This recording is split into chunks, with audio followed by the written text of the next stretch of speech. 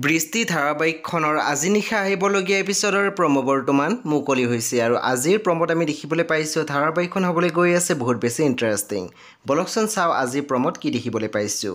আজিৰ প্ৰম'ৰ প্ৰথম ভাগত আমি দেখিবলৈ পাইছোঁ কিশোৰৰ বৰ্মাকে কৈ আছিল বিৰিণা শুদ্ধ বুলি জানি সি নিজৰ ওচৰতে লাজ পাইছে নে আমাৰ ওচৰত লাজ পাইছে, ওলাই অহা নাই যে। তাৰপিছত আমি প্ৰম'ত দেখিবলৈ পাইছোঁ জীৱে বিৰিণাক কৈ আছিল মাজে মাজে যে মই পৰি যাওঁ সেইটোৱে হৈছিল মা, তুমি ইমান চিন্তা নকৰিবাচোন। তাৰপিছত আমি প্ৰম'ত দেখিবলৈ পাইছোঁ কিশোৰে কৈ আছিল মই কিমান দিন জীয়াই থাকিম, মই জানো জীউ আৰু বিৰিণাই মই নোহোৱাকৈ থকাৰ অভ্যাস কৰি তুলিলে, সিহঁতে জীৱনটোত সুখত থাকিব। বন্ধু বান্ধৱীসকল আজি নিশা 8 বজাত ৰং টিভিত আহিবলগীয়া বৃষ্টি ধাৰাবাহিকখন খুবেই বেছি ইণ্টাৰেষ্টিং হ'বলৈ গৈ আছে। আপোনালোকে চাবলৈ একেবাৰে নাপাহৰিব।